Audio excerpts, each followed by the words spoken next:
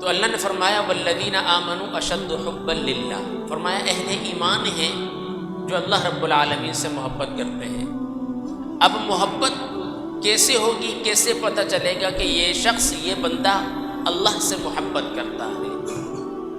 تو پریشان ہونے کی ضرورت نہیں، اس سوال کا جواب بھی ہمیں قرآن مجید نے دے دیا۔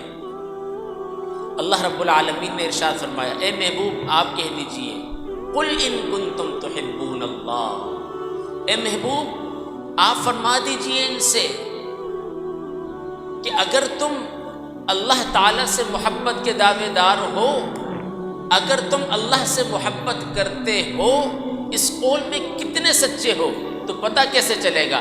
فرمایا فاتبعونی، میری اتباع کرو۔ محبت کا دعویٰ اللہ سے، اللہ چلا رہا کس کے راستے پر ہے؟ اپنے محبوب کے راستے پر۔ پھر فرمایا جب اتباع کرنے لگ جاؤ گے تو یحببکم اللہ، پہلے تم اللہ سے محبت کا دعویٰ کر رہے تھے، جب تم حضور کے نقش قدم پر چلو گے، جب حضور نبی رحمت صلی اللہ علیہ وسلم کے اسوہ حسنہ کے مطابق اپنی زندگی بسر کرو گے تو پھر فرمایا یحببکم اللہ، اللہ خود تم سے محبت کرے گا۔ ایک ہوتا ہے محب اور ایک ہوتا ہے محبوب۔ محب اسے کہا جاتا ہے جو کسی کو چاہتا ہو، اور محبوب وہ ہوتا ہے جسے لوگ پسند کرتے ہیں۔ اللہ رب العالمین محب ہے اور حضور اکرم صلی اللہ علیہ وسلم محبوب ہیں۔ اور یاد رکھیں عربی کا مقولہ ہے من احب شیئا اکثر ذکرہ، فرمایا جس کو جس سے محبت ہوتی ہے بس وہ اسی کی بات کرتا ہے، بس وہ اسی کا ہی تذکرہ کرتا ہے۔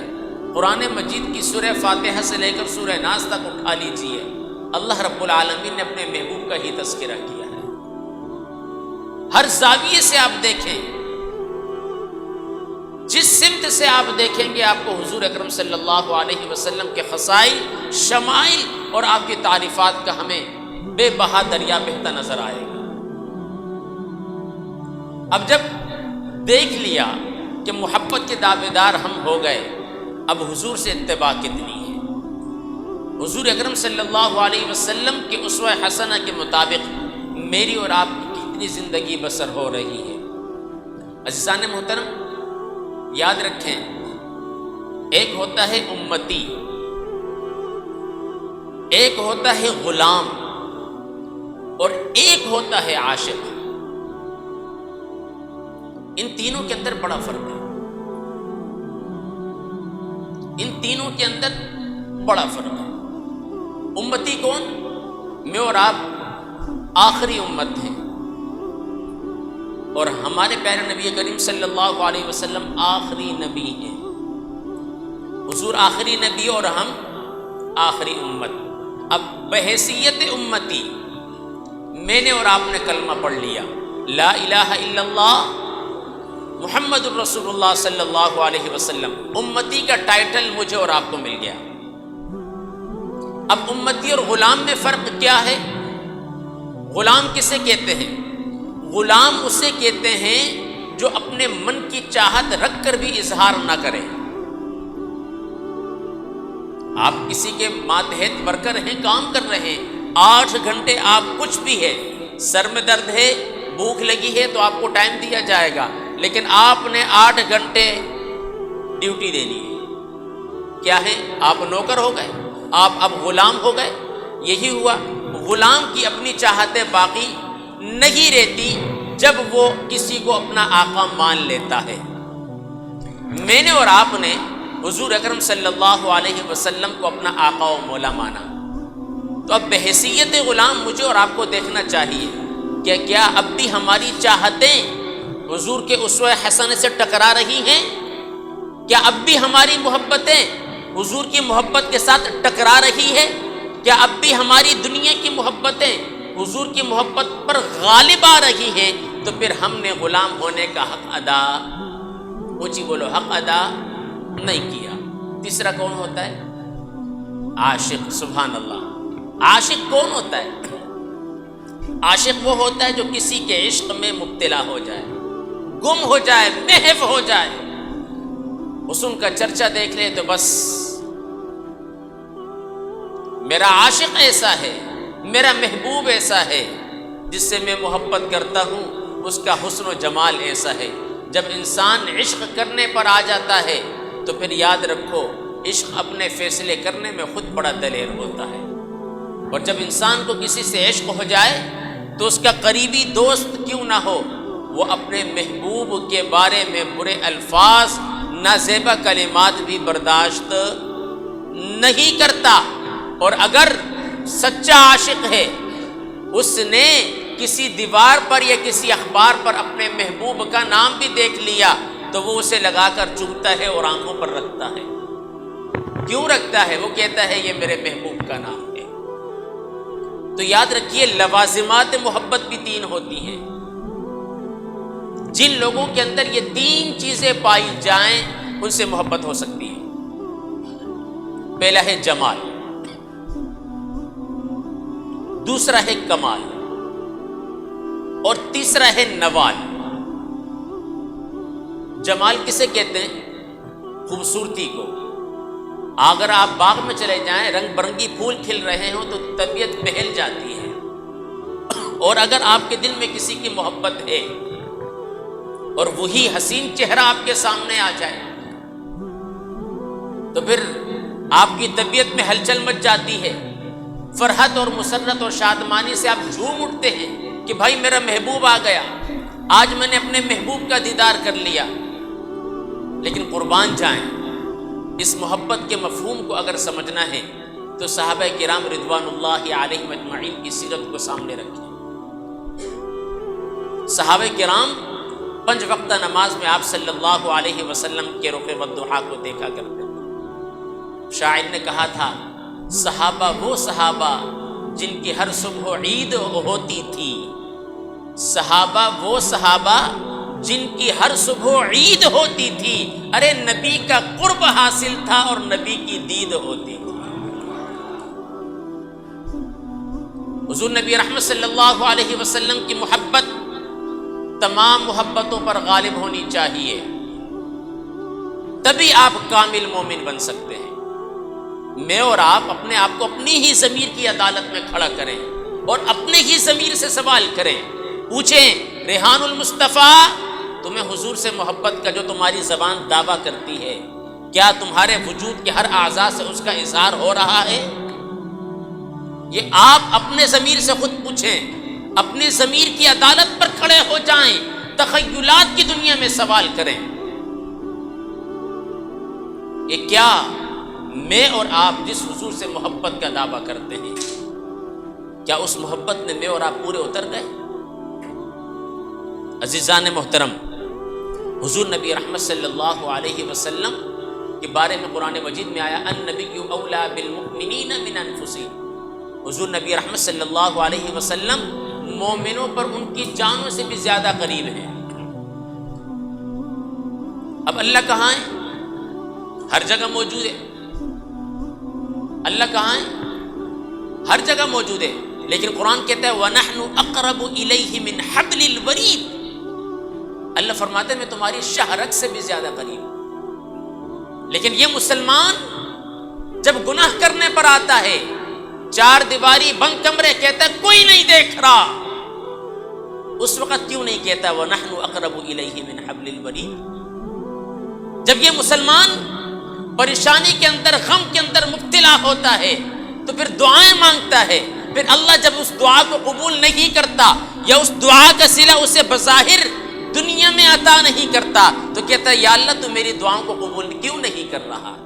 پھر فریاد کرتا ہے، اس وقت کہتا ہے یا اللہ تو شارک سے زیادہ قریب ہے، تو میرے دلوں کے حال سے واقف ہے، تو علیم بذات الصدور ہے۔ یہ پھر محبت تو نہ ہوئی نا، یہ تو منافقت ہوئی۔ محب محبوب کی ہر اداؤں کی نقل کرتا ہے، محب محبوب کی ہر بات کو پورا کرتا ہے، لیکن کیا میں اور آپ پورے کامل محبوب بنے، کامل محب بنے؟ اللہ نے فرمایا اگر میرے نبی کی اتباع کرو گے یحببکم اللہ، میں خود تم سے محبت کروں گا، اور فقط محبت ہی نہیں کروں گا، آگے سنیں کیا فرمایا وَيَغْفِرْ لَكُمْ ذُنُوبَكُمْ، اللہ فرماتا ہے میں تمہاری بخشش و مغفرت کر دوں گا۔ تو اب معلوم ہوا کہ محبت کا معیار آپ صلی اللہ علیہ وسلم کی ذات طیبہ ہے۔ کیا ہے؟ آپ صلی اللہ علیہ وسلم کی ذات طیبہ ہے۔ اور ہم نے دیکھا کتنے ایسے لوگ گزرے جنہوں نے کسی کے حسن اور جمال کو دیکھ کر محبت کی، لیکن ایک دور ایسا آیا کہ ان کا حسن و جمال خاک میں مل گیا، لیکن آپ صلی اللہ علیہ وسلم کا حسن و جمال تمام حسن و جمال پر غالب ہے، اس لیے کہ جس رب تعالیٰ نے اپنے محبوب کو بنایا اور جس محبوب کی خاطر اپنا رب ہونا ظاہر کیا، ذرا سوچو تو صحیح اس محب نے اپنے محبوب کو کیسا بنایا ہوگا۔ جبھی تو کہا نا وَأَحْسَنُ مِنْكَ لَمْ تَرَ قَطُّ عَيْنِي، یا رسول اللہ میری آنکھ نے آپ جیسا حسین اور جمیل دیکھا ہی نہیں۔ اور حضرت جبریل امین سے پوچھا جبریل بتاؤ تم نے میرے جیسا کوئی دوسرا دیکھا؟ حضرت جبریل نے فرمایا یا رسول اللہ صلی اللہ علیہ وسلم میں مشرق سے مغرب تک شمال سے جنوب تک آپ جیسا کوئی دوسرا میں نے نہیں دیکھا۔ اور شاعر کہتا ہے خدا نے حسینہ جمیلہ دا منہ موڑ دیتا، ارے محمد نو بنا کے قلم توڑ دیتا۔ جو رب تعالی ہر انسان کی دو آنکھیں بنا سکتا ہے، دو کان بنا سکتا ہے، وہ اپنے دو محبوب بھی بنا سکتا تھا، لیکن اللہ نے فرمایا محبوب ایک ہوگا، چاہنے والے اربوں خربوں ہوں گے۔ لیکن بحمدہ تعالی اللہ رب العالمین نے صحابہ کرام کی زندگیوں کے ذریعے، ان کی سیرت کے ذریعے مجھے اور آپ تک یہ بات پہنچا دی کہ صحابہ کرام نے کس زاویے سے، کس انداز سے آپ صلی اللہ علیہ وسلم سے محبت کی۔ عزیزان محترم، میں نے کہا تھا محبت امتحان لیتی ہے۔ آپ نے بھی دیکھا ہوگا محبت، اونچی بولو، محبت درد بھی دیتی ہے۔ اگر کوئی اس منزل سے گزرا ہے یا کوئی اس راہ پر چل رہا ہے اسے محسوس ہوگا۔ حضرت یاسر ایک صحابی ہیں اور آپ کی ایک زوجہ محترمہ تھی حضرت سمیہ رضی اللہ تعالی عنہا، یہ آپ صلی اللہ علیہ وسلم سے کوٹ کر محبت کرتے تھے۔ یہ ان دنوں کی بات ہے جب ابو جہل فل دشمنی پر اتر آیا تھا، سگا چچا تھا آپ صلی اللہ علیہ وسلم کا۔ اور علماء کرام نے، محدثین نے کتابوں میں لکھا ہے کہ سرزمین عرب پر، مکہ مکرمہ کی سرزمین پر جو پہلے شہید ہوئے ہیں وہ حضرت یاسر رضی اللہ تعالی عنہ ہیں۔ ان کی شہادت کا واقعہ آپ کو بتاؤں، کیسی شہادت ہوئی؟ میرے اور آپ کے تو سر میں درد ہو، خود اٹھ کر جانے کی ہمت ہو تو گولی لے لیتے ہیں، یہی ہوتا ہے۔ نہیں، اگر اٹھنے کی ہمت نہیں تو کسی کو بھیج دیتے ہیں۔ لیکن قربان جائیں، ابو جہل نے کئی قسم کے ستم ڈھائے، ہر قسم کا ظلم و جبر کیا، لیکن اس کے باوجود انہوں نے کہا کہ ہمارے دل میں حضور کی محبت بس چکی ہے، اب یہ نکل نہیں سکتی۔ تو پھر ابو جہل نے کئی ظلم ڈھائے، لیکن جب دیکھا کہ زبان پر ایک ہی الفاظ ہے کہ ہم نے حضور کا کلمہ پڑھ لیا، اب حضور کا کلمہ چھوڑ، اونچی بولو، چھوڑ نہیں سکتے۔ آج اخوان نے بھی کہا نا، زبان سے کہہ دیا لا الہ تو کیا حاصل، زبان سے کہہ بھی دیا لا الہ تو کیا حاصل، ارے دل و نگاہ مسلمان نہیں تو کچھ بھی نہیں۔ حضرت یاسر کو جب ظلم و ستم ڈھائے گئے، ابو جہل نے دیکھا یہ باز نہیں آ رہے، ابو جہل نے 2 اونٹ منگوائے، بگڑے ہوئے اونٹ۔ اللہ رب العالمین نے فرماتا ہے نا افلا ينظرون الى الابل كيف خلقت، میری خلقت میں دیکھو میں نے اونٹ کیسا بنایا ہے۔ اور آپ کو معلوم ہے اونٹ کو کنٹرول کرنا ہو تو فقط اس کی ایک نکیل چاہیے ہوتی ہے، اور اگر نکیل نکل جائے تو وہ کنٹرول سے باہر ہو جاتا ہے۔ اس نے صحیح 2 اونٹ منگائے طاقتور، حضرت یاسر رضی اللہ تعالی عنہ کی ایک اونٹ کے ساتھ ایک ٹانگ باندھ دی، دوسرے اونٹ کے ساتھ دوسری ٹانگ باندھ دی، اور اونٹوں کو ہاکا، ایک اونٹ اس طرف گیا ایک اونٹ اس طرف گیا، حضرت یاسر رضی اللہ تعالی عنہ کا وجود 2 ٹکڑوں کے اندر تقسیم ہو گیا۔ میں نے کہا حضور کی محبت امتحان لیتی ہے کہ آپ حضور کی محبت میں سچے ہیں۔ جب حضرت سمیہ نے دیکھا کہ میرے خاوند کے ساتھ یہ معاملہ کر دیا، پھر سوال کیا سمیہ اب بولو تمہارا کیا ارادہ ہے؟ اس نبی کا کلمہ پڑھنا چھوڑتے ہو یا نہیں؟ آپ نے کہا جو ظلم و ستم کرنا ہے کر لو، میں اس نبی کا کلمہ نہیں چھوڑنے والی۔ کتابوں میں لکھا ہے حضرت سمیہ کو رسیوں سے باندھ کر بالکل کھلے میدان میں کھڑا کر دیا، اور جو نیزے چلانے والے تھے ابو جہل کے کارندے، ان کو اس نے گھوڑوں پر سوار کیا اور کہا کہ چاروں سمت گھومتے جاؤ اور اس پر نیزے برساتے جاؤ۔ میں اور آپ حضور کی محبت میں گھر کی چار دیواری سے باہر نہیں نکلتے، اپنے بچوں کو باہر نہیں نکالتے، نانا بیٹا باہر مت جانا، حالات بڑے خراب ہیں، یہ مولویوں کا کام ہے۔ یہی کہتے ہیں نا ہر کسی کو اپنی جان پیاری ہے، کیا صحابہ کرام کو اپنی جان پیاری نہیں تھی؟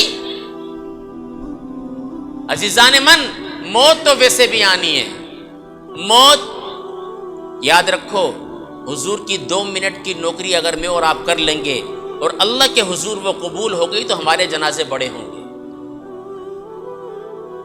ہمارے جنازے دور کدھر جاتے ہیں۔ آپ کے اس ملک کا وزیر اعظم تھا میر ظفر اللہ خان جمالی، نام سنا تھا؟ تقریباً 40 سال اس نے سیاست کی ہے، اور بقول ان کے میں 37 سال سے مسلسل بارگاہ رسالت مآب صلی اللہ علیہ وسلم میں حاضری دے رہا ہوں۔ جسے چاہا در پہ بلا لیا، جسے چاہا اپنا بنا لیا، ارے یہ بڑے کرم کے ہیں فیصلے، یہ بڑے نصیب کی بات ہے۔ بارگاہ رسالت مآب میں حاضری پیسوں کے ذریعے نہیں ہوتی، بلاوا آتا ہے تب بندہ جاتا ہے، بلاوا نہ آئے تو بندہ جا بھی نہیں سکتا۔ آخری حکومت آئی جب ختم نبوت 295C کے قانون میں ترمیم کی جا رہی تھی، پتہ چلا، اسمبلی کے اندر خطاب کیا، آپ نیٹ میں دیکھ لیجئے گا، سوشل میڈیا پر موجود ہے، کہا میں ان لوگوں کے درمیان بیٹھوں جنہوں نے ختم نبوت پر ڈاکہ ڈالا، میں ان کے ساتھ نہیں بیٹھ سکتا۔ قومی اسمبلی سے عزیزان محترم آپ کو تمام مراعات حاصل ہوں، اچھی خاصی تنخواہ ہو، گارڈ بھی ہو، گاڑی بھی ہو، پیٹرول کا خرچہ بھی مل رہا ہو، دوائی کا خرچہ بھی مل رہا ہو، تمام مراعات سہولیات دستیاب ہوں، لیکن آپ ایک جملے پر سب کچھ ٹھوکر میں رکھ دیتے ہیں کہ میں حضور کے ساتھ بے وفائی نہیں کر سکتا، میں ان لوگوں کے ساتھ نہیں بیٹھ سکتا جنہوں نے حضور کی ختم نبوت پر ڈاکہ ڈالا۔ اور پھر قوم نے دیکھا، پرسوں کی بات ہے، جب خبروں میں ان کے بارے میں خبر چلی کہ ان کا انتقال ہو گیا، تو سب نے ان کے ساتھ کیا ٹائٹل لگایا؟ عاشق رسول۔ کوئی بات نہیں بتائی کہ 40 سال سیاست کی، کس کے ساتھ رہے، کس کے ساتھ چلتے رہے، فقط ایک ہی جملہ تھا کہ ختم نبوت کی چوکیداری کی ہے، ختم نبوت پر پہرا دیا ہے۔ اور کچھ لوگ ایسے تھے جنہوں نے 11:59 تک کی تنخواہ لی، کہا کہ نہیں جی ہم نے مدت پوری کی، ہمیں تنخواہ پوری چاہیے۔ اور کچھ عاشق ایسے بھی ہوتے ہیں جو ایسی تنخواہوں کو، ایسی مراعات کو حضور کی محبت پر قربان کر دیتے ہیں۔ میں اور آپ کہاں کھڑے ہیں؟ سوچیں۔ انسان حسن و جمال کی وجہ سے محبت کرتا ہے، لیکن حضور اکرم صلی اللہ علیہ وسلم کا حسن و جمال تو سب سے بڑھ کر ہے۔ حضرت یوسف کے حسن کے قصے سنے، لیکن میں نے آپ صلی اللہ علیہ وسلم کے حسن کی تعریف خود قرآن میں پڑھی۔ حسن یوسف کو دیکھ کر مصر میں کٹی تھی انگشت زنا، قرآن کہتا ہے وَقَطَّعْنَا أَيْدِيَهُنَّ۔ اور کیا کہا جب دیکھا حضرت یوسف کے حسن کو؟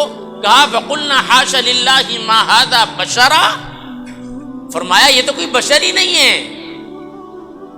حسن یوسف کو دیکھ کر مصر میں کٹی تھی انگشت زنا، ارے سر کٹاتے ہیں تیرے نام پر مردان عرب۔ حضور کو دیکھا نہیں، جنہوں نے دیکھا انہوں نے کیا کہا؟ 1400 سال کے بعد کیا کہا؟ مکھ چند بدر شاشانی ہے، متھے چمک دی لاٹ نورانی ہے، کالی زلف تے اکھ مستانی ہے، اے مخمور اکھی ہمت بھریاں۔ اور جنہوں نے آپ صلی اللہ علیہ وسلم کو اپنی سر کی آنکھوں سے دیکھا تو انہوں نے کہا کل قمری لیلۃ البدر لم ارا قبلہ ولا بعدہ مثلہ. فرمایا ہم ایک نظر چاند کو دیکھتے ہیں، ایک نظر محبوب کے چہرے کو دیکھتے ہیں، لیکن ہمیں چاند کے چہرے پر داغ نظر آتا ہے، مصطفیٰ کا چہرہ صاف نظر آتا ہے. پھر ایک عاشق نے کیا کہا، چاند سے تشبیہ دینا یہ بھی کوئی انصاف ہے؟ ارے چاند کے چہرے پہ داغ ہے، مصطفیٰ کا چہرہ صاف ہے. تو عزیزان محترم اس محبوب سے محبت کریں. دوسرا محبت کی وجہ کمال ہوتا ہے. اگر آپ قائد اعظم سے محبت کرتے ہیں کس وجہ سے کرتے ہیں؟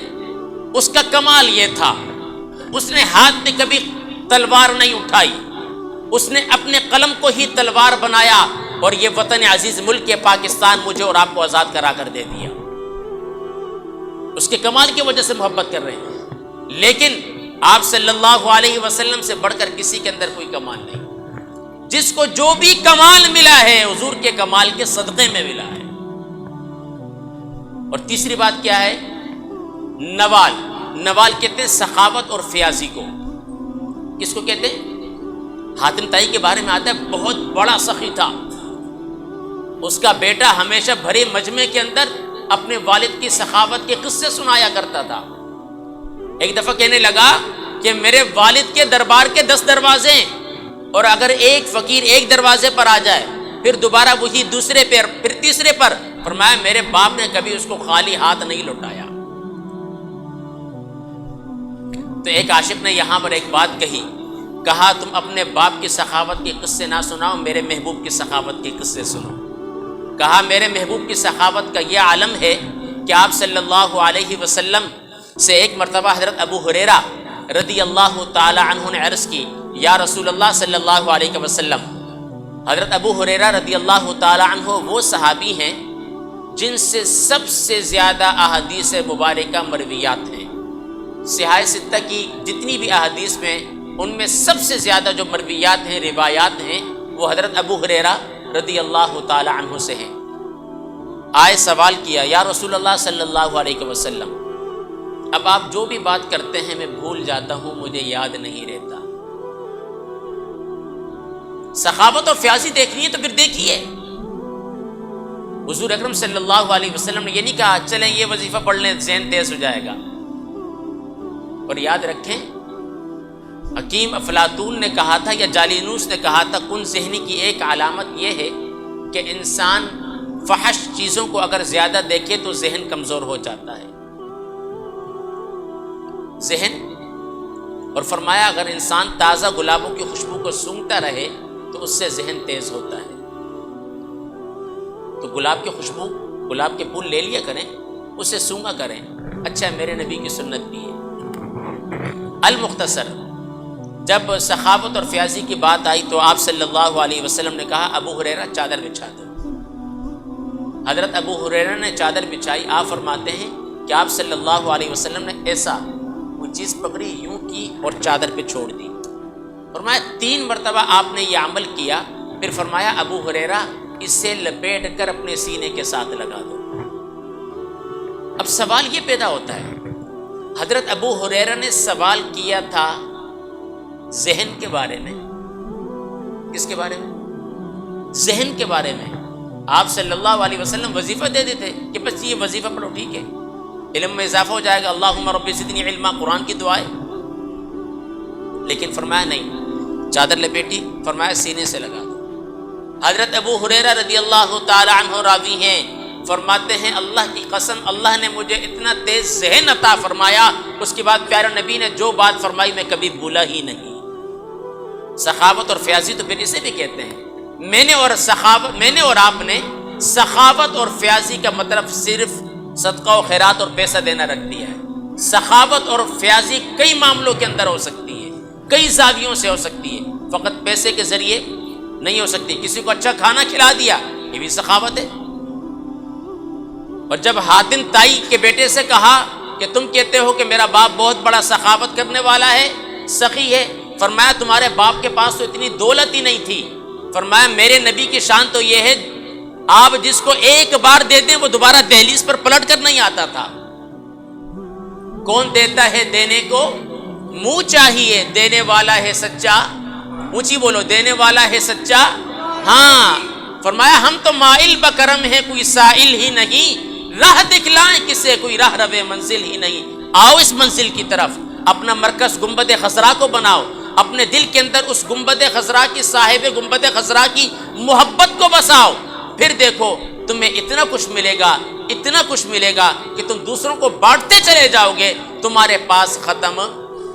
ہاں نعمتیں بانٹتا جس سمت وہ ذیشان گیا، کتنی نعمتیں حضور نے فرمایا واللہ معطی وانا قاسم، فرمایا اللہ مجھے دیتا ہے اور میں اسے تقسیم کرتا ہوں۔ تو عزیزان محترم اس نبی سے محبت کریں جس نبی کی ولادت ہوئی وہ اپنی امت کو نہیں بھولا۔ جب وہ نبی اس دنیا سے پردہ فرما گئے، وصال فرما گئے، تو اس وقت بھی آپ کی زبان پر یہی الفاظ تھے، اللہم اغفر لی امتی۔